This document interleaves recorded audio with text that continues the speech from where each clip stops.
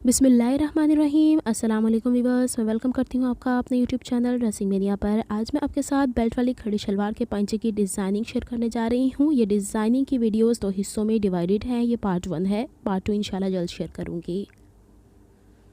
इसके लिए बेल्ट की चौड़ाई 24 इंच डबल फोल्ड हिस्से फैब्रिक के ऊपर और लंबाई 8.5 इंच है।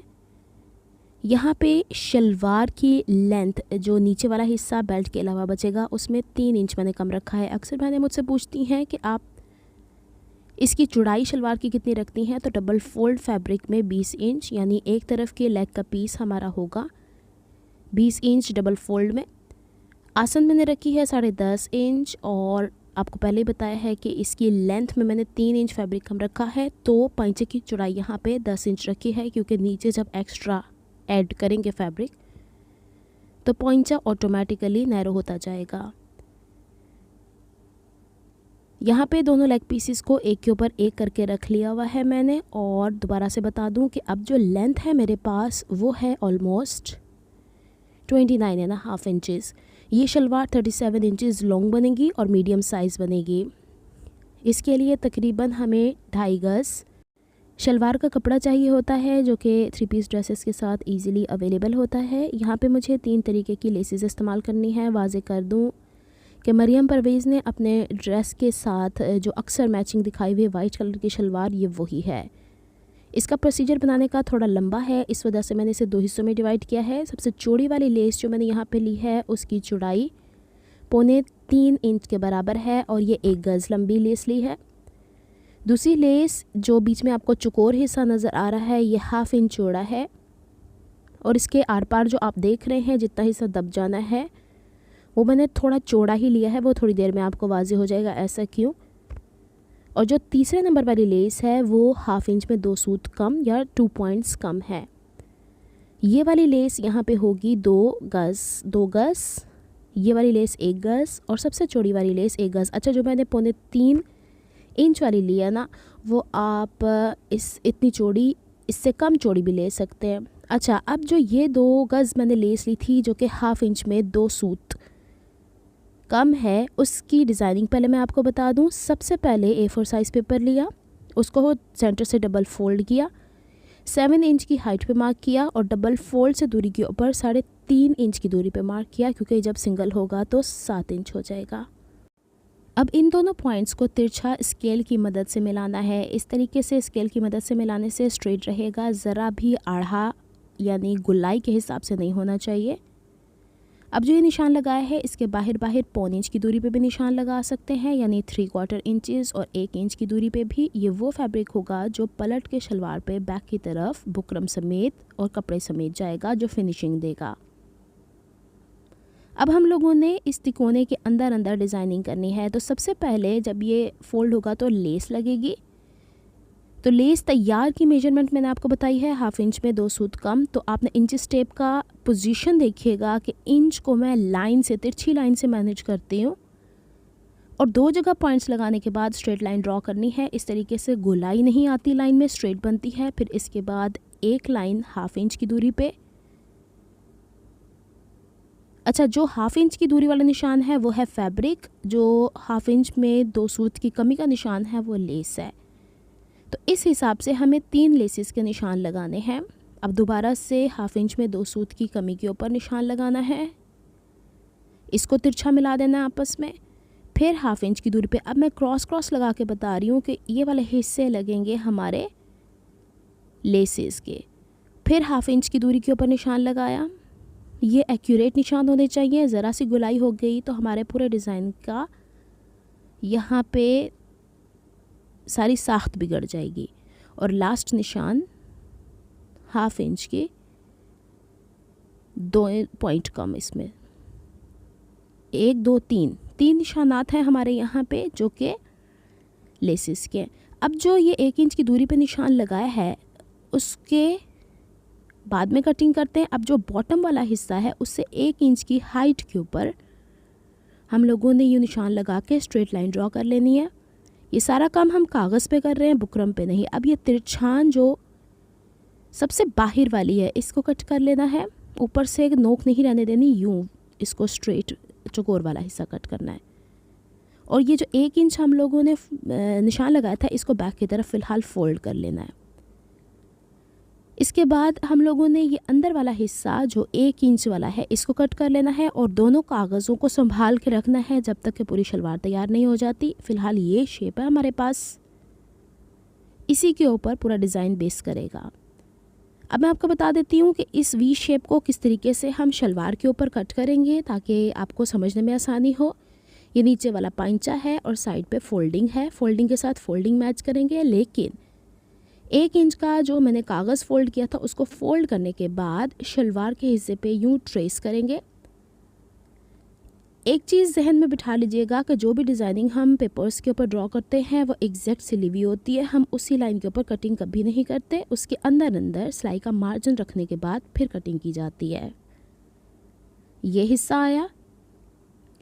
अब मैंने ये 1 गज़ जो लेस ली हुई थी इसको 4 हिस्सों में डिवाइड कर लेना है। मैंने वी शेप इसीलिए पहले कट किया कि कपड़ा ज़ाया ना हो या लेस ज़ाया ना हो। तो अब यहाँ पे लेस को आप बिल्कुल कोने पे रख के भी स्टिच कर सकते हैं। शलवार के सीधे हिस्से पे लेस की सीधी साइड ऊपर की तरफ रख के, अब इसके चूँकि कंगूरे बने हैं तो इसे मैं तकरीबन 1.25 इंच ऊपर की तरफ रख के स्टिच करूँगी, लेकिन यहाँ सेंटर से मिलाना ज़रूरी है, साइड से अगर रह जाए तो कोई बात नहीं।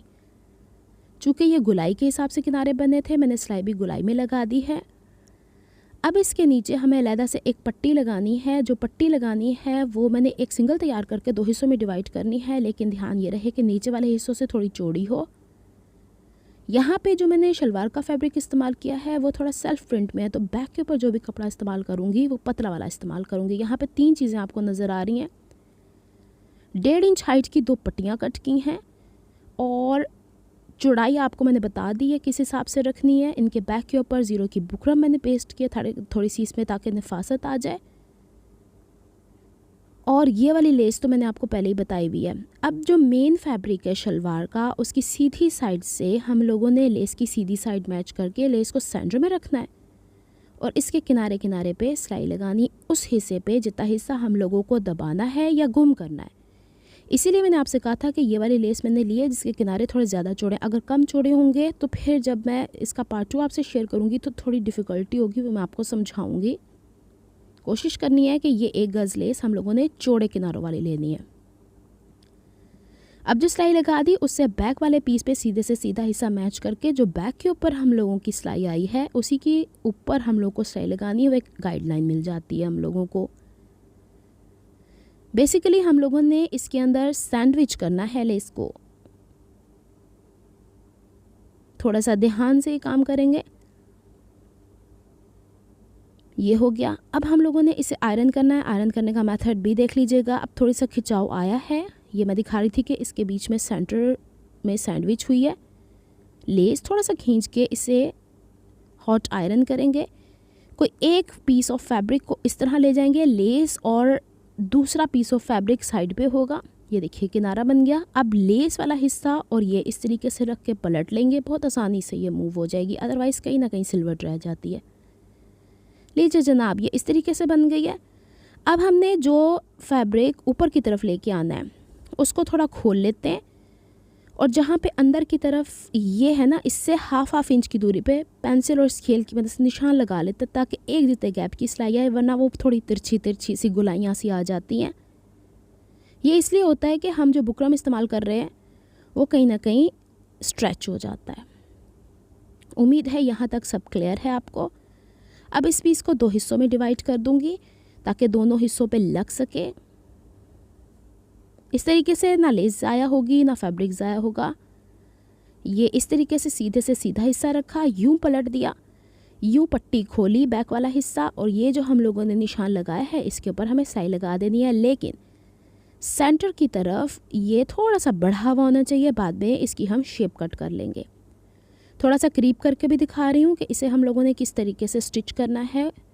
जो बैक की तरफ पलट के जाने वाला पीस है उसको हम लोगों ने खोल देना है, और जो हमने लेस ज्वाइन करते हुए दोनों पीस को ज्वाइन किया ना, उसका एक्स्ट्रा मार्जिन थोड़ा कट कर दीजिएगा, वो थोड़ा ज़्यादा है। ज़्यादा रख के इसलिए किया था कि बाद में कटिंग हो सकती है, लेकिन पहले कम हो तो फिर डिफ़िकल्टी होती है। दोनों पीसेस को ऐसे ही ज्वाइन कर लीजिएगा। बड़ी ही नफासत के साथ सिल जाता है। ये हुआ ना, इस तरीके से स्टिच हमने किया। अब इसको एक्स्ट्रा मार्जिन को कट कर लिया। ये जो वो वाला दोनों लेसेस को सैंडविच करने वाले सिलाई का मार्जिन था वो था। एक दूसरे के ऊपर ओवरलैप करने का तरीका मैंने सिखा दिया है। और जो नीचे वाला हिस्सा जो हमने स्टिच नहीं किया था यूँ पलट के जाएगा। अच्छे से इसे आयरन करना है। मैंने यहाँ पे स्पीड नॉर्मली रखी है और ये वाला पीस बैक की तरफ यूँ फोल्ड करने के बाद आयरन करना है। लेकिन अभी हम तुरपाई नहीं करने वाले, क्योंकि अगर हम शुरू में तुरपाई कर लेते हैं, बाद में फैब्रिक की कटिंग होती है तो कहीं ना कहीं से तुरपाई उधड़ जाती है। अब ये देख लीजिए, ये वाली पट्टी इसके अंदर लगानी इसलिए ज़रूरी थी कि हमें ये लेस को सैंडविच करना है। अब लेस का एक हिस्सा ऊपर की तरफ जुड़ गया। दोबारा से देख लें किस तरीके से मैंने किया था। ये वाला शलवार के साथ पट्टी को ज्वाइन करने वाली जोड़ नीचे आएगा, लेस को ज्वाइन करने वाला जोड़ उसके ऊपर आएगा और फिर उसके ऊपर वो फैब्रिक आ जाएगा जो कि इन तमाम सिलाइयों को हाइड कर देगा। इस तरीके से आप ज्वाइन कर सकते हैं और सिंपल लेसिस के साथ ट्राउज़र्स को मैनेज कर सकते हैं छोटी छोटी पट्टियों की सूरत में। और बैक वाला हिस्सा यूँ फोल्ड करने के बाद हम लोगों ने आयरन कर देना है यूँ। अच्छा जनाब, अब हमारे पास ये दो पीसेस थे जो मैंने शुरू में आपको दिखाए थे। इसी हिसाब से या यूँ रख के हम लोगों ने लेडीज़ बुकरम जो कि नेक लाइन में इस्तेमाल होता है उसकी कटिंग कर लेनी है, या फिर यूँ रख के ट्रेस कर लेना है। ये मैंने आपके सामने नहीं कट किया, ये तो बड़ा ही आसान है, आप इजीली कर सकते हैं। दोनों तरीक़ों से बता दिया। इसके अंदर 1 इंच वाला मार्जिन हमें कट करना है। इसके अंदर वाला हिस्सा जो बुकरम वाला संभाल के रखना है, वो अगली वीडियो में बताऊंगी कि उसे कैसे मैनेज करेंगे। इसको एक्स्ट्रा पीस ऑफ फैब्रिक के ऊपर हम लोगों ने पेस्ट करना है, जिस तरीके से हम गला पलटते हैं। अब वी वाली शेप थोड़ी सी डिसबैलेंस हुई हुई है। हमने इस पट्टी को बुकरम वाले को एक्स्ट्रा पीस ऑफ फैब्रिक पे पेस्ट किया। बाहर वाले हिस्से अंदर वाले हिस्से पे हाफ इंच का मार्जिन फैब्रिक का रखा। खींच के कभी मत काम कीजिएगा, बिल्कुल जो इसकी पोजीशन आती है उसके हिसाब से यूँ रख के सीधी से सीधी साइड मैच करके अंदर वाली या फिर ये वी शेप जो अंदर से निकला है इसे बैलेंस करना है। एक बात यहाँ पे वाजे कर दूँ कि बुकरम हमने एग्जैक्ट हाइट और विड्थ का कट किया था, उससे ज़्यादा कम नहीं होना चाहिए। देख रहे हैं मैंने एक्स्ट्रा पीस ऑफ फैब्रिक नहीं रखा। और जहाँ लेस का नीचे वाला कोना है, नीचे चकोर चकोर वाली लेस जो आपको नज़र आ रही है, उसके साथ बैलेंस करके रखना है। और हाइट और विड्थ ज़रूर चेक कीजिएगा बिफोर स्टिचिंग। ये वाले हिस्से पिन्ने मैंने लगा ली थी ताकि ये ईज़िली यहाँ से स्टिच हो जाए, नहीं तो दोनों पीसेस एक जैसे कट कर लीजिएगा, जिस तरीके से नॉर्मली मैं आपको नेकलाइन बताया करती हूँ वैसे ही। अब इसको नीचे वाले हिस्से ध्यान रखते हुए ताकि कोई लेस वगैरह ना मुड़े, फैब्रिक ना मुड़े, इस तरीके से पक्का करके उतार लेना है। कट्स लगाने हैं, इसे बैक की तरफ फोल्ड करना है। तो अब इसकी तुरपाई हमने करनी है। एक वो वाली पट्टियाँ जो कि लेस को ज्वाइन करते हुए लगाई थी, पहले उसको तुरपेंगे, फिर इस वी शेप को। ये फ़िलहाल लुक आई है, यहाँ तक कंप्लीट किया मैंने। इंशाल्लाह नेक्स्ट वीडियो में आपको इसके अंदर का और इसके नीचे का और बटन लगाने का तरीका बता दूंगी, क्योंकि एक एक पॉइंट मैंने यहाँ पे क्लियर करने की कोशिश किया है ताकि आप लोगों को समझ में आ जाए। वीडियोस बहुत ज़्यादा लंबी हो जाती हैं जिसे आप लोगों के लिए समझना भी मुश्किल हो जाता है। ये देखिए बैक पे मैंने सारी तुरपाई कर दी है इस तरीके से। पहले नीचे वाले हिस्से किए हैं लेस वाले, फिर ये साइड वाला हिस्सा किया है। और ये देखिए यहाँ से ये बराबर होना चाहिए ताकि चौड़ा हिस्सा हो, ताकि जब हम नीचे वाली पट्टी इसके ऊपर 5 इंच की लगाएं तो हमारे पास स्पेस मौजूद हो। पतली अगर लेस होगी ना तो फिर कपड़ा जो होगा ना वो भी पतला ही अंदर रह जाएगा, जो हम वी शेप इसके अंदर दोबारा से इंसर्ट करते हैं। चलिए जनाब, मिलती हूँ पार्ट 2 में। दुआ में याद रखिएगा, अपना बहुत सारा ख्याल रखिएगा। अल्लाह हाफिज़।